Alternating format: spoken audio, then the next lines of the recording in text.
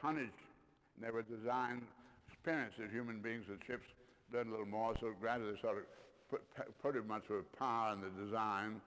But I'm going to go back to an early building of a ship at the sea, when they're wooden ships, and you built the best ship you could out of the wood that you had locally. You used the best wood you had for trees, for your masts. You used the best fibers you had for your sails, the best fibers you had for your ropes. But you used the best metals that you could that were available in your country. But then your ship started sailing off, and would cross the ocean, come to a place where the beautiful pines without any knots, and then with the tide rising, they careen the ship by fastening the mast. And when they got it over this, then they put in a new mast, much stronger. Weighed the same, but it's very much stronger. They got a place like the Philippines, and they found fibers with very much better ropes. They got a place like Egypt, and they got better fibers for their sails. They began to go around the world. They were continually, with the same weight, getting higher and higher performance for the same weight. So we had on the sea, where 3/4 of the earth is water, and the different countries and their different laws could not control things out of the water any further. They could shoot bows and arrows. So we have 3/4 of the earth which is always outside the law. The only law on the sea, what we call natural law. And whoever then really, in this great natural law, was winning out on enormous controls of wealth that you could handle because you could carry such enormous loads in a ship that you couldn't carry the backs of men and animals. Whoever then was the top was the sovereign, and the others are just pirates. And we have if you were then coming from, you've been around the world, you had very great power, and you had a beautiful load of things from the Orient, and you're off for Europe. And you began to realize that the people who were not as powerful as you, in order to build a great ship like that, you had to be incredibly powerful. You had to control an enormous number of human beings and all the resources of your kingdom. You had to have the farmers feed those people while they're building your ship, whatever it may be. So there was another little man in a smaller kingdom here, and he said, I don't have the money or the power to build that big ship, but I can build a small ship, and then I'll just wait till the day before this man gets home, and then I'll just take him over. So piracy became very, very, very rampant. Then we have a big ship like that with 3/4, the earth being spherical, you have then a ship disappearing below the horizon. We have a ship which has been around the world, and the captain knows how strong his masts are and how strong his ropes are. And he closes it in moonlight night to see what the man who's talking to him, what he looks like.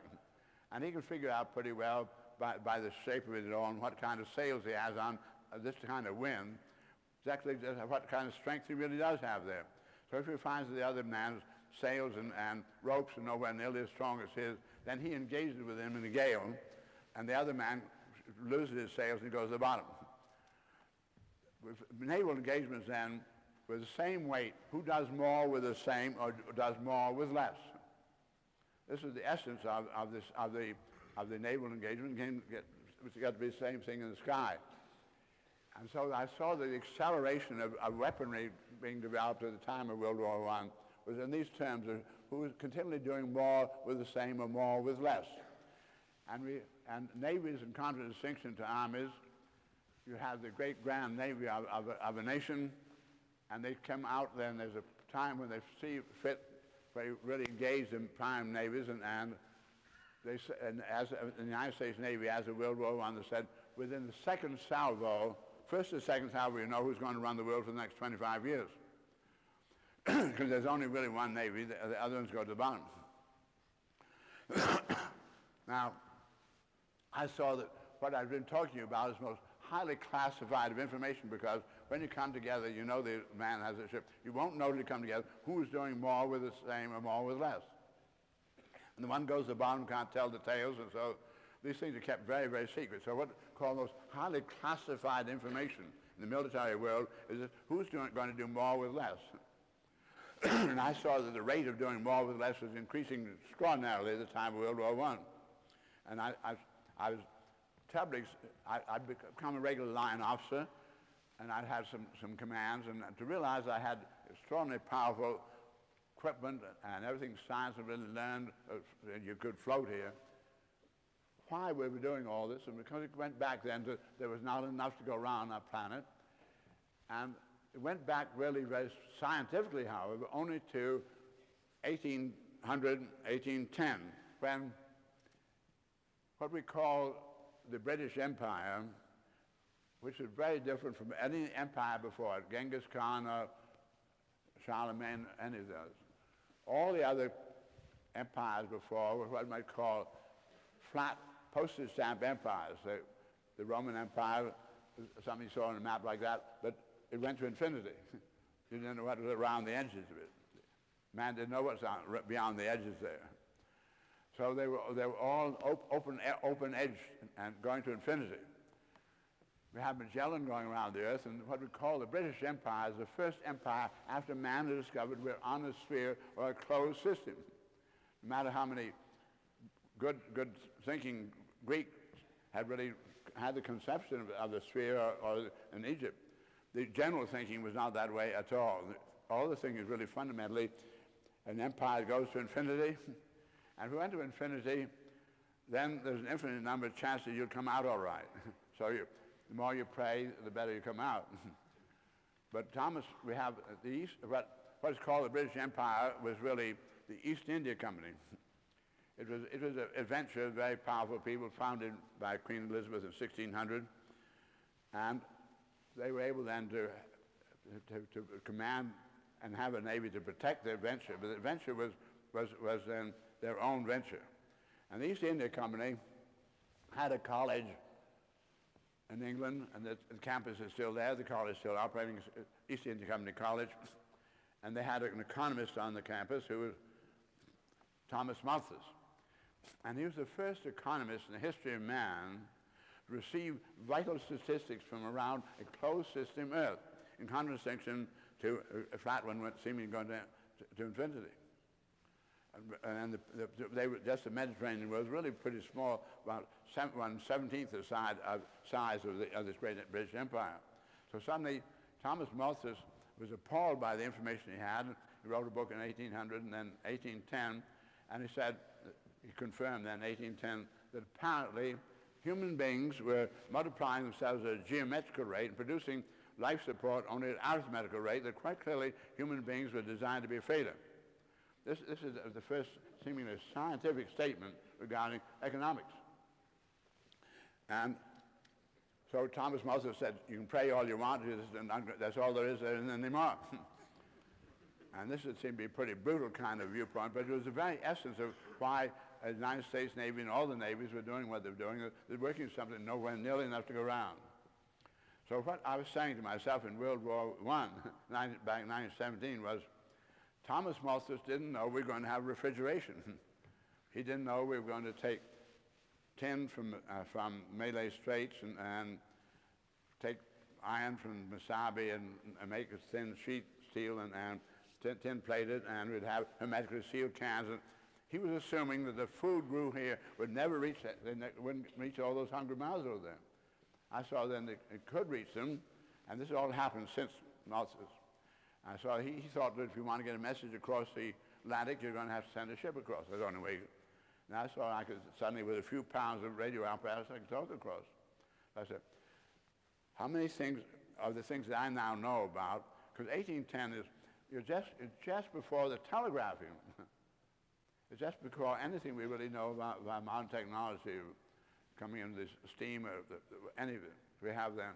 Thomas Malthus said, was unaware of our doing more with less. and by the time of World War I, I could see that a little airplane, which our Navy planes were very inferior at the time, all right, but it came to be theoretically clear that one little airplane was going to be able to dive bomb and torpedo, and you could sink a great big ship, very armored ship, which was then proven very shortly later to be so. And so we were doing very much more with very much less.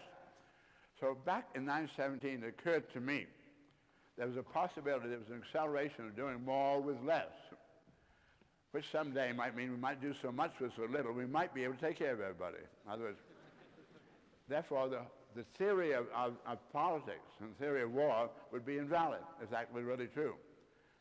And I said I came out of the Navy, encountered the sickness of that first child. They let me out, and I then got in the building world. And in that building world, I saw this incredible ignorance as operative, which was in the world of the area where you live, where my child had gotten her infections and all. So I said, I saw something needed to be really done. We need to really look into what you really need for an environment control. Because here's a little airplane. We're beginning to get into an aluminum plane. The first ones are being tried out. And here you get up where it's way below zero outside, and that little thin aluminum wall is all you need. Getting on fine inside here. You're moving faster than a hurricane outside, and you're perfectly safe inside that aluminum wall. I said, it's possible that we might be able to really spell out what we really need to foster life, to take care of the new life growing in it. Can I really spell out functions that have to be served and find out whether using the most advanced technologies we have for environment controlling in the sky, whether if I applied those and the kind of production techniques we have, if I take the very highest capability of man and apply it to how to protect life as far as environment control goes and the technology of it, could be, it might come out very much less than we were using our materials to build housing and the kind of ways in which we're controlling our economic thinking about housing. So the fact then, going back to that 1927, when I said I'm going to commit myself to investigating to see whether it would not be possible to reduce the amount of materials going into environment controlling for human beings. And so this would give me a clue to many others. I point out to you in the world of the weaponry, we have the word weaponry, we have guns, weapons. But in the world of building, we talk about buildings and so forth. We got some equipment you put in there. I needed a better word, so I invented a word called livingry. I wanted to see then if I took the highest capabilities just going into weaponry and put it into livingry, what would happen. So in 1927, the first thing I started doing was, because I told you I'd been in the building game, and I got up 240 buildings, I took what was considered a very satisfactory one-family house, and with four children, and took the weight of that building, and it came out 150 tons at that time. I've got in then during, because I was an engineer, and I was able to then calculate enclosing space and using principles such as the wire wheel. You think about a wire wheel standing on its tire and rim, but turn it over on its side, there's a hub. Supposing you then had a series of those wire wheels, the hub on top of another hub. I want you to think about then you have that would make me a mast, and I'd have tension to great rings, very remote. You find to cut down your weight very much. Anyway, I got into calculating using the very best tensile capabilities we had. I found that I could develop an environment control equivalent to that four-person family, high standard living. I could produce the whole story for 3 tons against 150 tons. So this immediately gave me a very, very great excitement and reason to go on much, much more. It was interesting, that was 1927. In 1944, not too many years later, at Beech Aircraft, I built the first prototype of what I just gave you, and it came out 3 tons, so the calculations were very accurate. Now, I can tell you at the present time, there are over 100,000 geodesic domes around the world, and many of them are way overbuilt because the engineering analysis of buildings is entirely in what we call compressional continuities.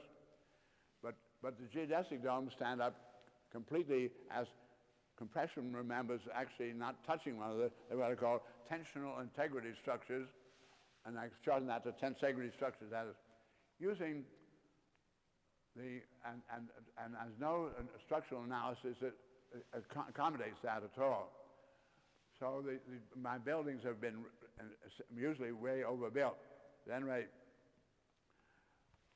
and now I can say to you, with a new generation of tensegrity geodesics coming in, I can give you for a given set of performance characteristics of being hurricane-proof, earthquake-proof, and so forth, with a given set of performance requirements, that's for the environment controlling itself, structural environment control, I can give you 300 buildings for one, as I get down to 1/3 of 1% of the weight. I now have enough experience to be able to really say categorically to you that I know that if you were trying to calculate how to house humanity in what we've been accepting as an acceptable family house, or whatever it may be, there's nowhere nearly enough materials to go around. But when I really get into this doing more with less capability, I now know it's highly feasible to take care of all humanity as far as environment controlling goes, whether you're going to have if we have a dome right over the exact South Pole and they're up on top of Mount Fuji, they're the most formidable place around the world, and they've all been so much so little they've been flown into place. Or the parts have been flown in and very quickly assembled, whatever way it may be. So I now have enough information to really substantiate what my suspicion had been way back at that time. Furthermore, when we get down to the amount of energies that we need to run these environment controls and to carry on, it's very important for us to think about how extraordinarily inefficient we are in our technology. We have then, as those who are engineers know, something called the mechanical efficiency. How much work you get out of your machine in relation to the amount of energy you're putting in. And we get to something like reciprocating engine, and we have an explosion on top of the piston here. We send the piston this direction, and the connecting rod crankshaft immediately contradicts and sends the other way. So it is not really, it's what they call a 180-degree restraint. If I then have a connecting rod to a shaft and have explosion on this side, we call it a turbine, and the turbine is theoretically twice as efficient as the reciprocating engine. Then if I have no connecting rod at all and I have a jet engine, a thrust, I get double again. As you go 15, 30, 60% efficient. I get up to then something like the fuel cells are getting up to 80 and 85% efficiencies. I find that our way we're using our machinery, we produce an enormous number of those reciprocating engine automobiles, and at all times in North America, there are always 2 million cars standing in front of red lights with the engine going, so you have sometimes 100 million horses jumping up and down going nowhere. And when we get to our overall efficiency, what we're realizing out of the energy we're consuming is about 5%. The overall efficiency is just 5%, and it's highly feasible to think about overall 10%, and then if we accomplish the 10%, they're going to ample to take care of all humanity, highest standings that anybody's ever known. So I see this is very, very critical, what I call a design revolution, in contradistinction to the political way, because the political system is always last because of those guns. So in relation to the political game of how we're going to resolve things on our planet, and with suddenly our coming being made very intimate with one another, and all the great sovereignties have to go. Evolution is intent on doing many things with us on our planet here. But if it's going to be resolved by political revolution, it'll be bloody, it's all over for everybody. And I can see then that we can have we have an alternate revolution, what they call the design revolution, where we really do use our minds, we use those principles. We have that kind of an option. Getting then to energies themselves, I've been carrying on from my Navy days, the World War Games of Navy. I began to carry on then 1927 when I started this project, looking at total world, not in the terms of how you got the great resources of the earth under control and the great lines of supply under control, but how you would inventory the total resources, pay no attention to nations. What are the resources? What is the total know-how? How do we use those resources to take care of all humanity, highest standard living everybody's ever known if possible? How do you accommodate the humanity moving around the total planet without any blockings at all? And speaking in terms of the energy then, I've carried on in my, what I call world game, and for the last 4 years at the University of Pennsylvania, we've had the world game carried on there. We've had 2 years of it at Southern Illinois University before that, and 2 years at University of Southern California. These are where I have young people who want to really come in and check the kind of figures I'm giving you, getting the actual, what are the inventory of actual facts we have.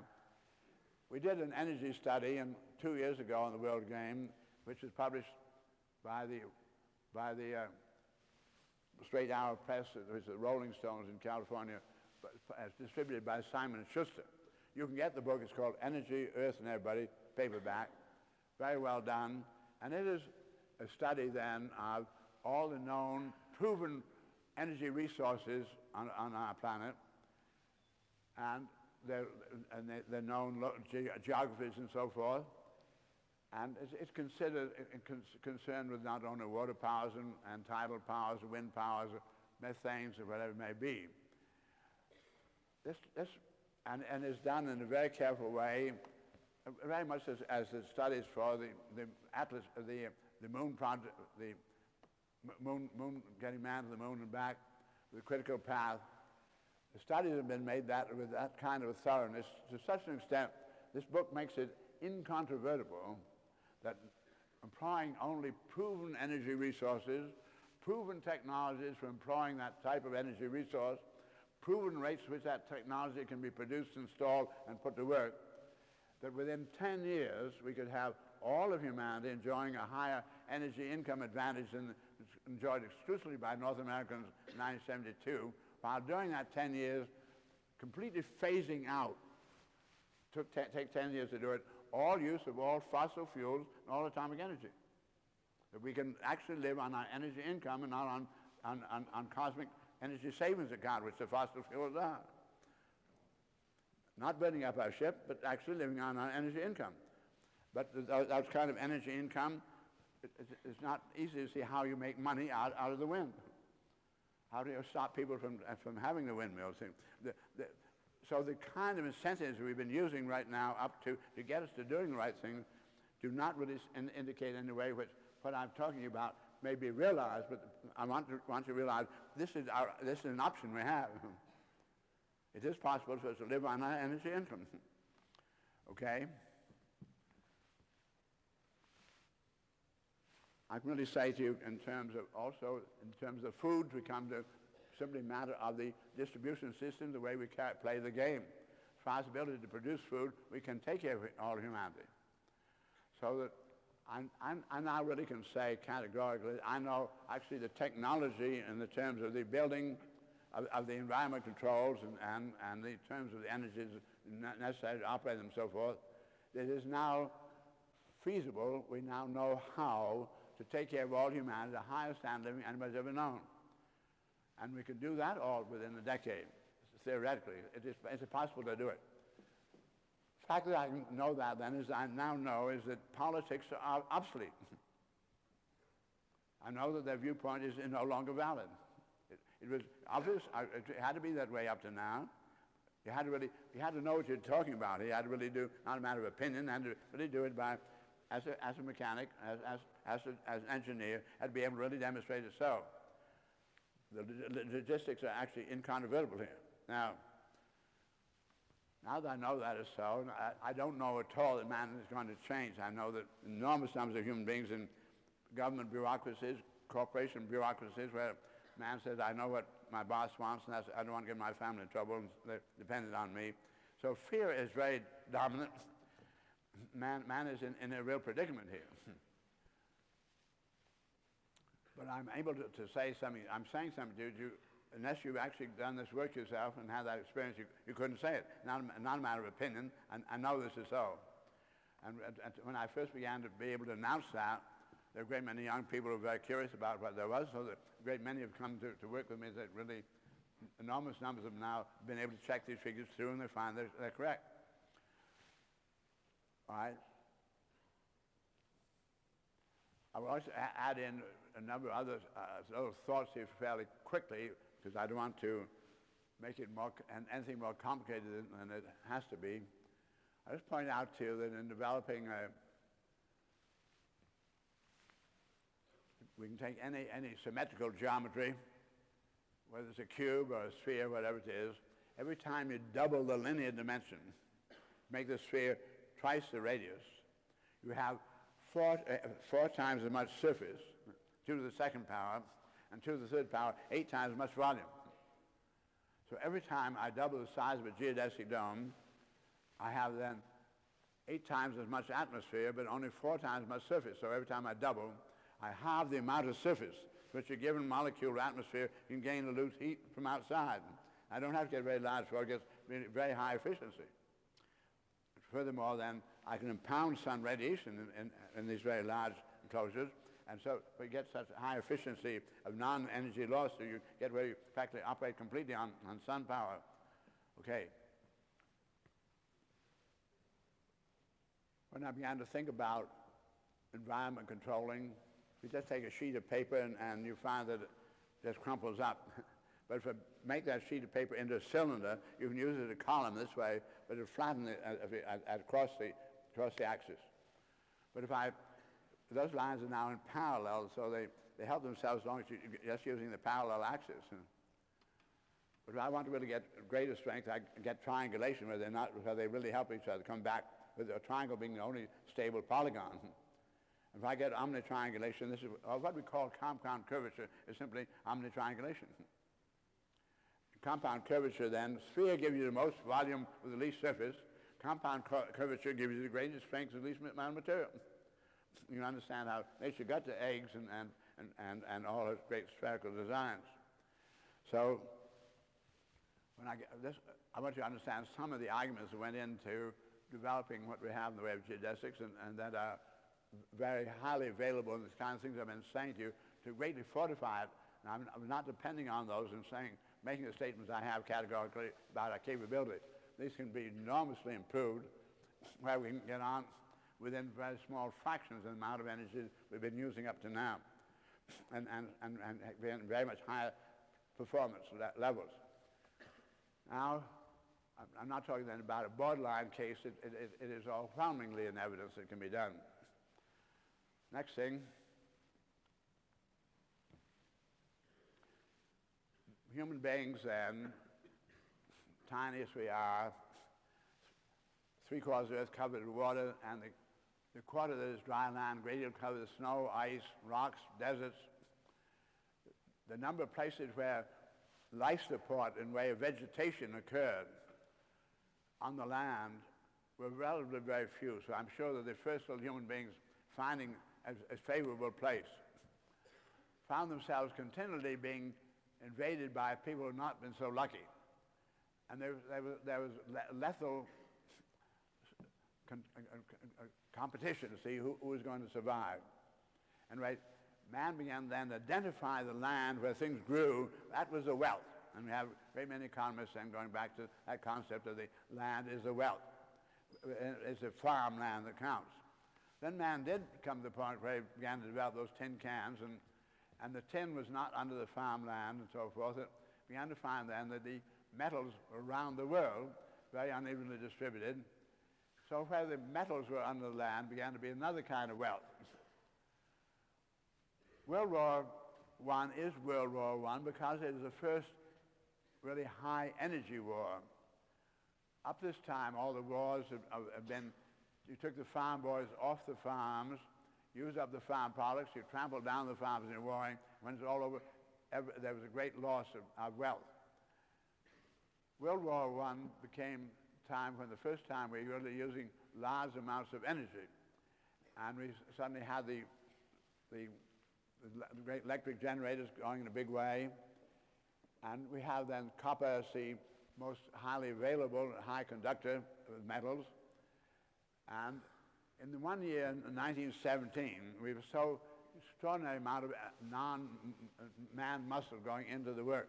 1 year in 1917, human beings took out of the ground and put to work more copper in that 1 year than they'd mined and refined totally the whole history of man before.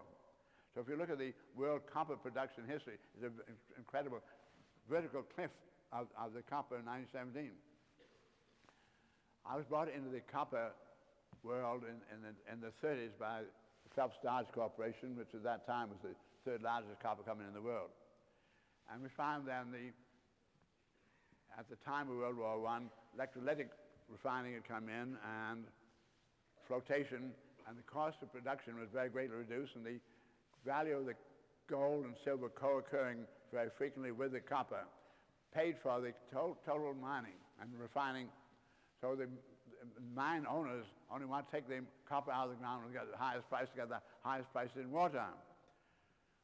There was a great consternation in the early 30s, because suddenly people who owned the mines who thought they really controlled and monopolized metal, suddenly being very greatly bothered by scrap that was coming back from World War I. I had the task of making calculations about this phenomena, and I discovered the following: that if you take what I call the fundamental lags in the rate in which inventions become employed by various industries.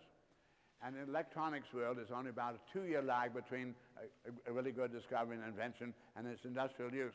You're dealing in figures, and they prove themselves, there's no question about the venture. Then in the aeronautical world, there's a 5-year lag, very desirable, but you've got to really prove it before you dare to put it down in the sky and let people be in jeopardy. In the automobile world, there's about a 10-year lag, where they're not the kind of a threat. And the automobile just goes down 3 inches as the tire blows out. It's quite different falling out of the sky. Then we get to the railroad world. It's got to be about a 15-year lag, and then big buildings in the cities, a 25-year lag, and the single-family residence about a 50-year lag between then invention and use. So in the metals world, there are very accurate records kept of where the metals have been mined and where they are, because such big money is involved. They can afford to have very tight records. I took then the amount of metals that I did this whole study in terms of copper, and copper is sort of the lead metal for all the other metals. The others tend to follow it. I took the amount of copper that was in roofing and so forth and building, took all the amounts of copper in the different industries, those industrial categories. And I then found the rate at which the sum total of it, average-wise, would come out of all the inventions. As your new invention comes in, then the other one's obsolete and your metal is released. I found that every 22 and a half years, the copper was going to come back in. And you could go back then, there's great care taken between what you call scrap and new mine metal and so forth, all those records. So I found the new mine of 22 and a half years ago was beginning then show up as the amount of the scrap coming in, all right. That had not been detected. So I was able to say to Phelps Dodge that this year I was doing the work was 1936. I said, if you take 22 and a half years and add it to 1917, when this incredible new amount of copper came in, that reads 1939, July 1939. So I said, by July 1939, you're going to be all whelmed by scrap. By that time, July 39, I was then science and technology consultant on the staff of Fortune magazine, and the head of research at Phelps Dodge called me up in July 39 and said, like it really has happened. If you were in New York at that time, you went down to the enormous amounts of docks we had using in those days. There were every dock, enormous lighters, and the lighters just piled high with metals. And those metals in 1939 then were being shipped to Germany and Japan to fire back at us later on. It was really quite an immoral thing that was being done, but the point was that with war coming on, the copper miners did not want to have anything contested their price. They had to get it out of the way. Because of what I just said to you, really they've got into the public awareness of the scrap, the amount to which scrap really recirculates. This is out of all the coppers ever been mined, 84% of it is still known where it is and recirculating. I can now tell you that the metals then coming around this rapidly, Japan became then one of the greatest industrial operations in all history without any mines, simply living on the scrap, working entirely on recirculatory system. We're at a point now where the metals are recirculating so rapidly through our economy that out of, for instance, making your new steel, you're up to 65, 70% is out of the scrap. And we're at a point where our efficiency would go up, where I can really say to you categorically now that when I got into the kind of efficiencies I did in building and so forth, I found that you don't really have to do any more mining out of certain very rare metals. Then the metals will be recirculating every time they come around. 22 and a half years later, and you know how it's so greatly increased, take care of many more people at much higher standards. This is clearly demonstrated in the telephone world. I'm not going to keep you very much long. I realize it's pretty long. In the telephone world in 1930, our first telephone, we were given cross-section of copper wire, got one message. After a few years, we got two over the same cross-section, then went up to 12, went up to 28, went up to 232, and went up to over 1,000.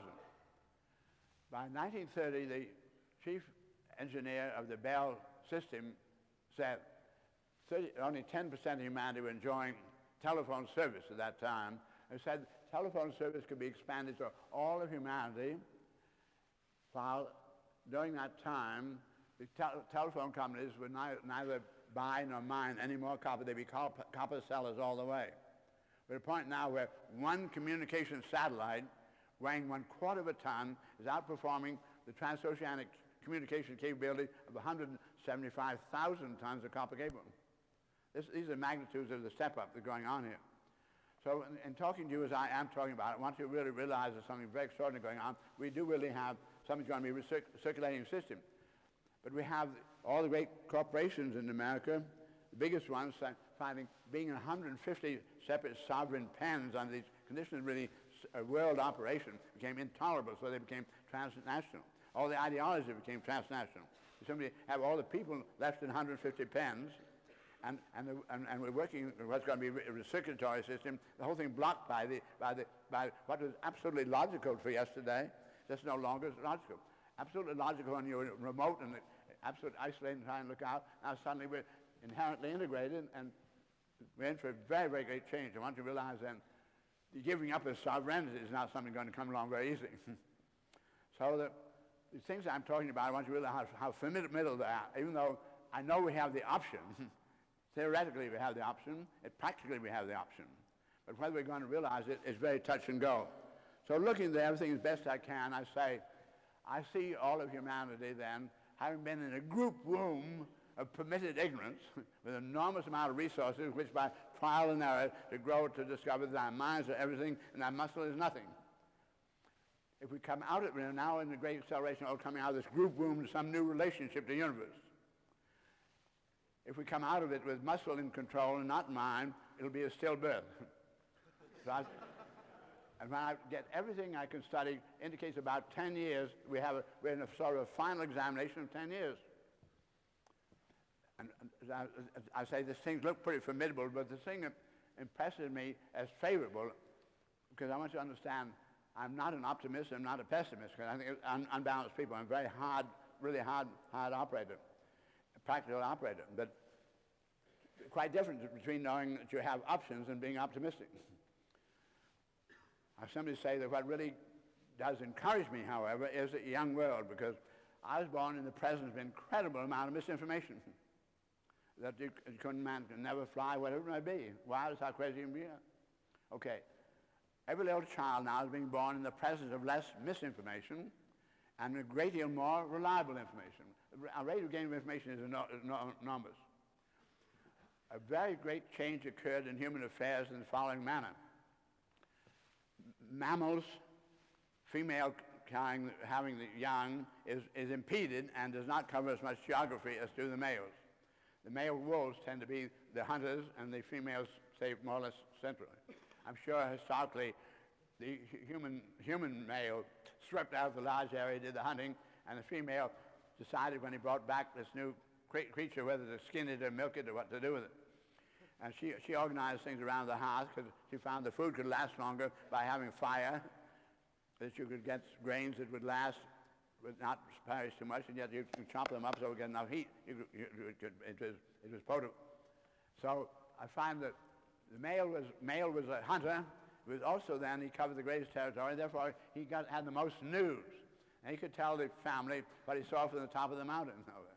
And he could come home with what the chieftain says over there. So Daddy always brought home the news. Mom and Dad told the kids what their parents and everybody learned what berries you can eat and so forth. So whatever the kids knew about the world came from their parents with the authority, but Dad was the bigger authority because he brought in the news as well. So Dad, his word forming was not too good. So he told the kids but he's told in his own way, and that's Dad, and Dad's the authority, so the kids mimicked exactly the way Dad said it.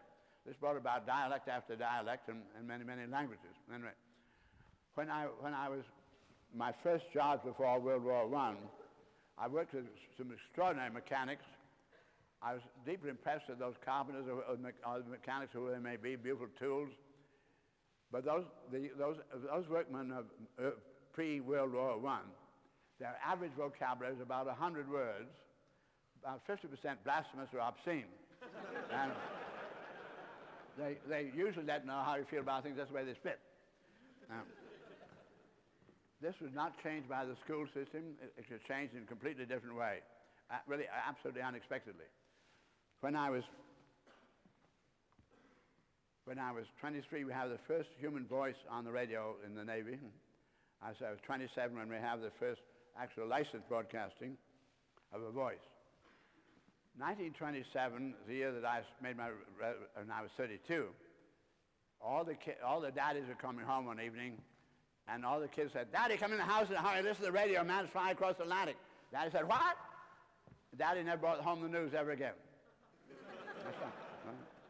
Now, people did not realize the real significance of what I'm saying, really, in terms of anthropology and so forth, social way. But the point was, then, the people who got their jobs on the radio, quite clearly, Dad didn't say to the kid, "I'm losing my authority," at all.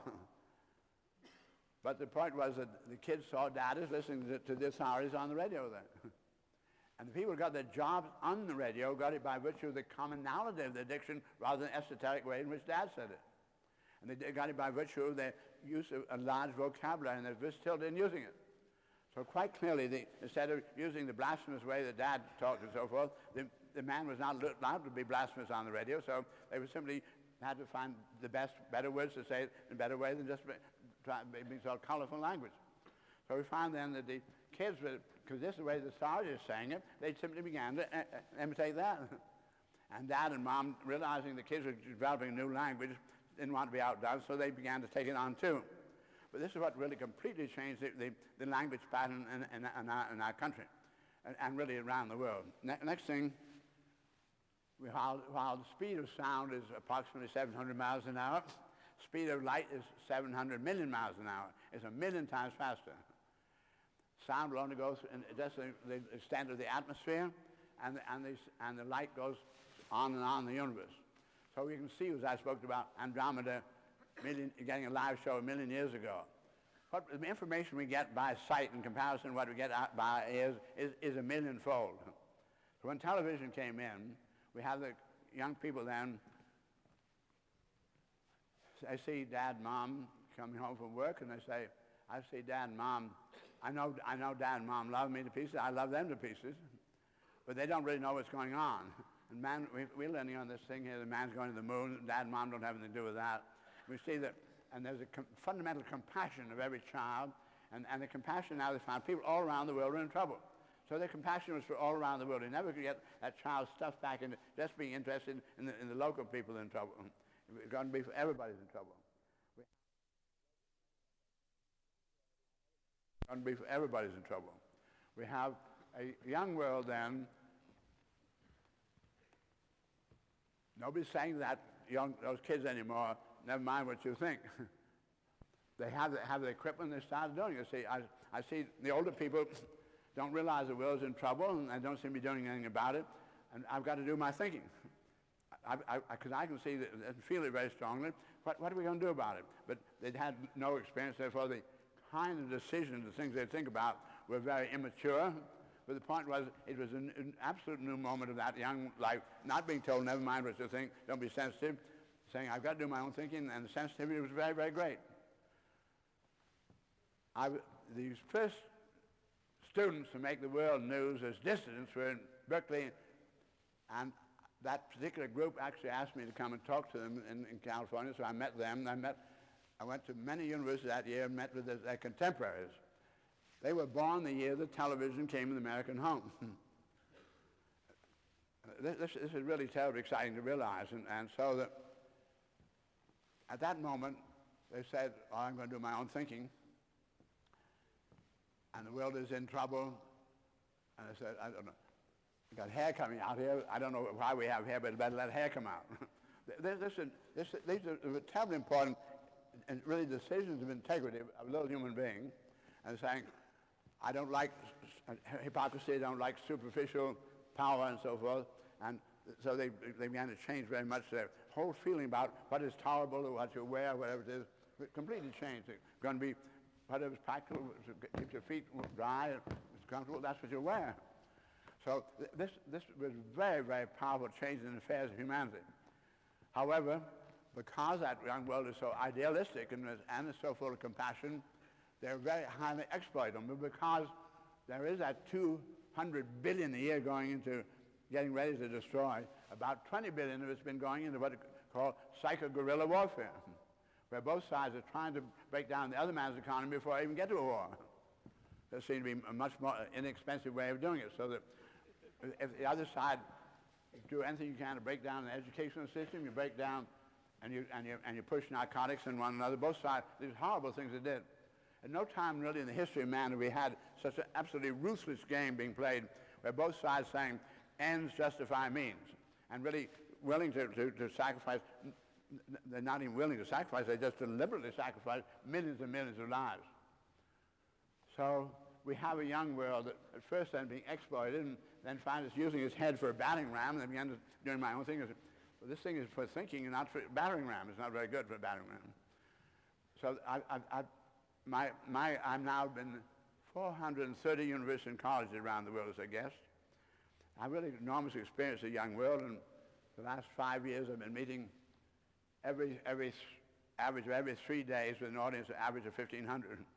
And it is primarily young, and I really feel very confident that from the way they respond to what I say, that I am really interpreting this fairly faithfully, but I feel then a whole young world coming through, which is evoluting quite rapidly, and it's really developing now an antibody. It is getting developed immunity to that exploitation, and we're beginning to realize that the political, which was very appealing at first, is not the way you're going to get there. That the political does lead to the bloody one, and begin to realize that there is a design revolution. So I find more and more young world realizing we do have the opposite, really using our mind, really using those principles, that we do have the opposite. You have to come that way, which means you've got to get more education and so forth in order to be able to really use those principles. So these are the new winds that are going on in the educational system now, all of our experience. I'm getting letters now from 8 and 10-year-olds that are incredible to me, and particularly ones that 8 were going back to them. Man, these kids have been born after man gets to the moon. And it's perfectly clear to them where you're born, what is going on when you're born, that's natural. So man can do anything. And they found there's somebody like myself. I don't know how this kid found about me, but I'm somebody who might be interested in their letter, because they're terribly, as young world is coming, utterly concerned about the fact that humanity can make things work and not doing it. And the letter is written with a syntax that any university president would be proud of. Incredibly well educated, those kids. The information comes, they're self-educating. So my feeling about the whole things that I talked to you now, I see us in a very critical condition on our planet, and my whole hope is in that young world, which is not only is it very wise and keeping all this keeping a sensitivity which we really need in order to be intuitive and make the right decisions, but it also then recognizes that stones don't love stones. That love is a very extraordinary phenomenon, and it's something that a child really feels. I have a young world then coming through where, to me then, if we're going to make it, I know we have the option to make it. If we do make it, it'll be because of the following. That young world then also then is spontaneously truthful. Again, when I was young, it was really a very sad matter. A young boy would say to his mother, that man smells, and his mother would say, "Darling, don't say that man smells, that's your father's boss, he loses his job." He said, "I don't want my dad to lose his job, what should I say?" Well, tell that man you didn't recognize the distinguished perfume. And the child was taught to prevaricate just as loyalty. We had lying as part of loyalty. But we have a young world then that's spontaneously truthful. So I have a young world then coming through spontaneously truthful. So I simply say, if we make it, it's going to be youth, it's going to be truth, and it's going to be love. Thank you.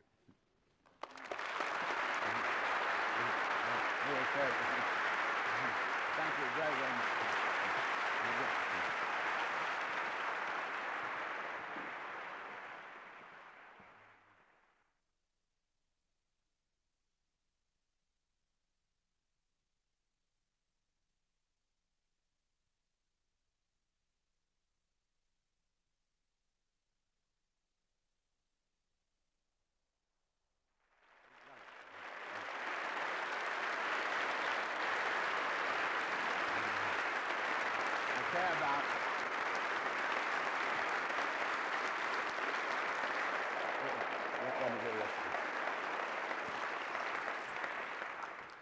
I care a very great deal about you doing what you're doing, and I don't take it personally at all. Because first place, it's pre-sessional, and you're really talking to each other, not to me. Because if you're in private with me, you'd say, I like what you said, and that's that. But when you stand up and do what you're doing, you really are saying to one another what I've just been experiencing. It checks closely enough with the way the information I have is not only highly plausible, but it seems to be desirable. And I will dare stand up in public and do that. So you're really talking to each other, which is terribly important. I'd like to go back to the times, for instance, when Hitler, with Germany all out of money and so forth, you have come to a great dictator, and children are not allowed to know what dad's thinking, dad's not allowed to know what children. And the fact that I can tell you around the world, people are responding the way you are, this is very important news for you to know.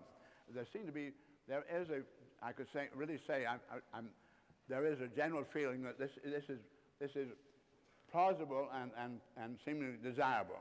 So it's very important for you to know that as so. Thank you.